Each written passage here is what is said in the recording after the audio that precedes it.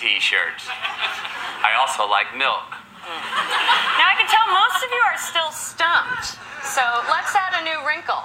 Movement. Gentlemen, I'd like you all to go for a walk.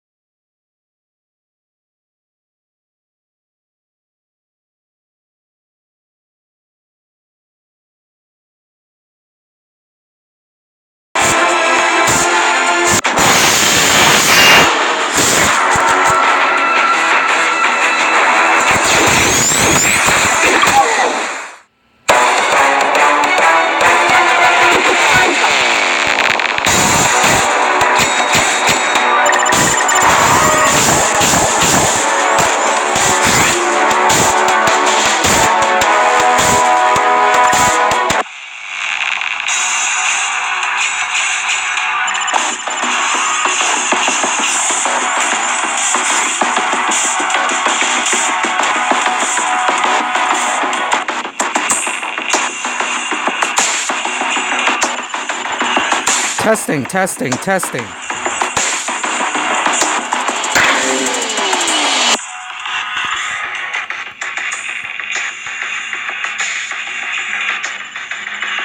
Testing, testing, testing.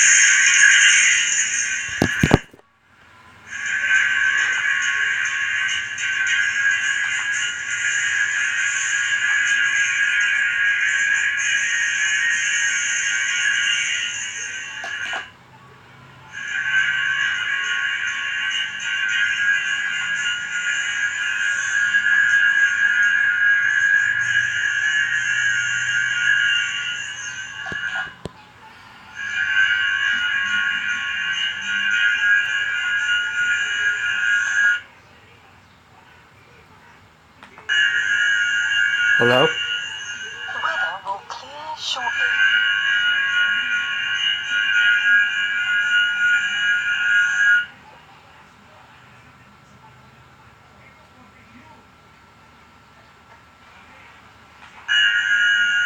Hello? The weather will clear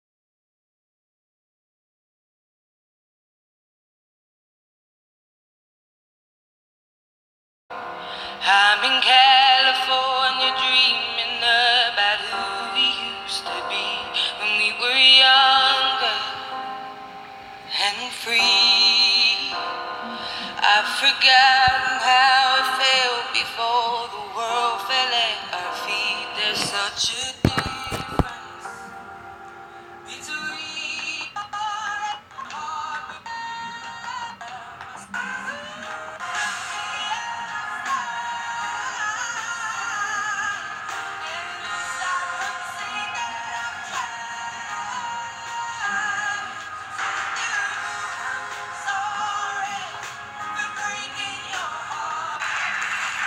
Good evening, everyone. Welcome to Weekend Update. I am Michael Che. I'm Colin Jost, and here are tonight's top stories. Jeb Bush said that he would be willing to send ground troops into Syria and Iraq to stop ISIS, because you never want to be the one guy at Thanksgiving who hasn't sent troops to the Middle East. This week, Donald Trump said that if elected, he would certainly implement a database system to track Muslims in the United States, which is absurd because there is simply no way that we, as Americans, don't already have that. This week, a debate has raged about whether to let Syrian refugees enter the United States. And Colin and I have been going back and forth on this and immigration in general. See, America is a nation of immigrants. But once we get here, we get really suspicious of any new immigrants. It's kind of like America is this giant, awesome roller coaster, and you wait in line forever to ride it. And we finally get to the front, we ride it, and it's awesome. Then it finishes, and we're like, okay, shut it down. Oh, wait, there's all these other people waiting in line. No, I just want it for me and my ethnicity. Then it's closed forever. You guys have to stand on the other side of that fence and watch us go, wee. Well, first of all, my ancestors weren't exactly immigrants. We were more like invited guests. Cargo. Second, you know this whole country was stolen by immigrants in the first place, right? So I can get why Americans would be skeptical of other immigrants. If I steal your car and get away with it, the first thing I'm going to do is buy a better security system for my new car, but there's thieves out there. And now some people are saying there should be religious tests, so we only let in the Syrians who are Christian. But do you know how easy it is to lie about being Christian? I do it every time I go home for Christmas Mass. I just start off real strong with Our Father, and I kind of lip sync for a minute, then I finish real strong with Amen. I mean, that's why every Catholic sings in a whisper, because we don't know any of the damn words. You know, personally, I don't trust any religion that requires a hat. I don't mind the small hats. It just seems like the bigger the hat, the weirder the rules. I've never been listening to a dude in a big-ass hat and thought, man, this guy seems reasonable. That's why I stopped listening to Pharrell.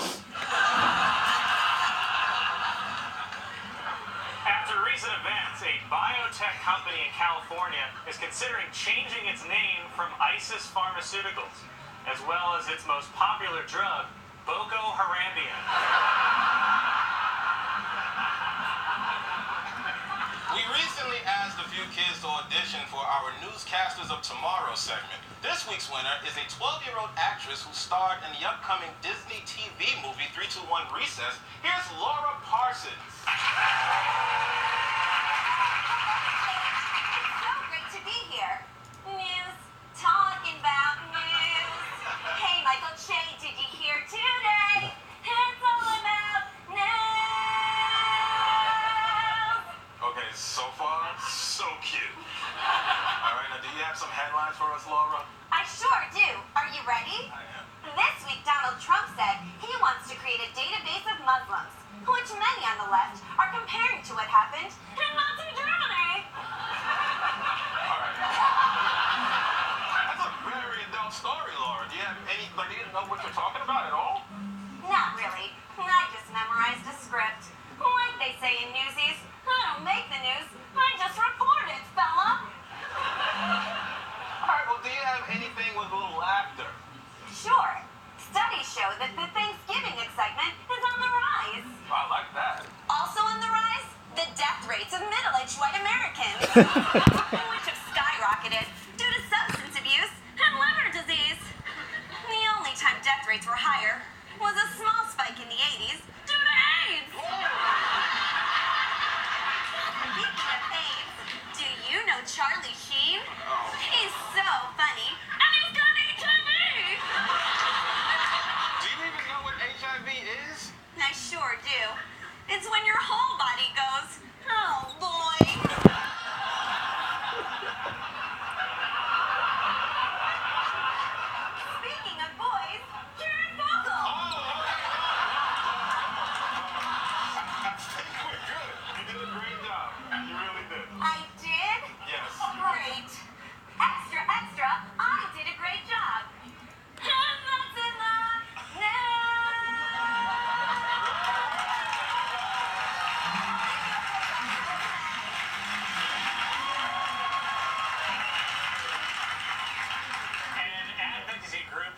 its annual list of hazardous toys, which includes dinosaur claws from Jurassic World and a folding trampoline.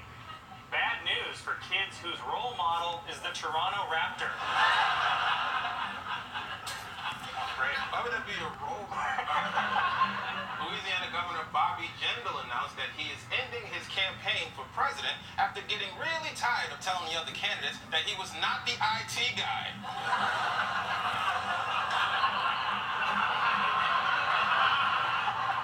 It's an mistake. Radio Shack is hoping to boost its holiday profits with early Black Friday sales and staying open on Thanksgiving Day. You may know Radio Shack from their slogan, "Hey, didn't that used to be a Radio Shack?" A new study suggests that house cats share similar personality traits with African lions, and if they were bigger, they would kill their owners, instead of just waiting for them to die of loneliness.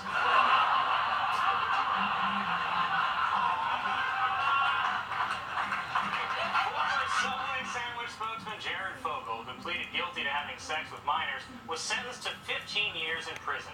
Fogle said he was just happy to get anything under 18.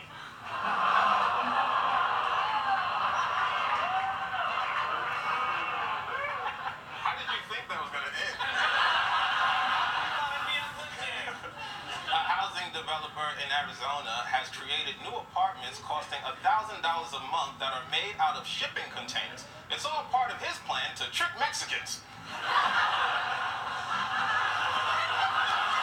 It's not my plan.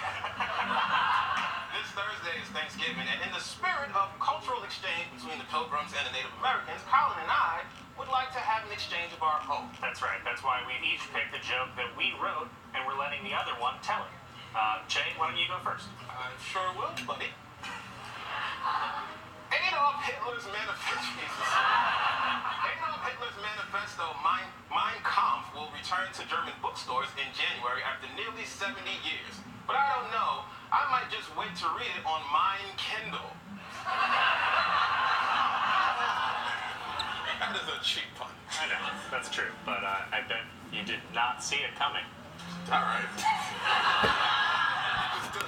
Okay, this is the one you wrote for me? Yeah. All right. A team of doctors will soon perform a surgery that uses muscle and skin from a man's arm to give him a new penis, which he was born without. And before the man with no penis goes into surgery, let me just say this. Good luck, Colin. Now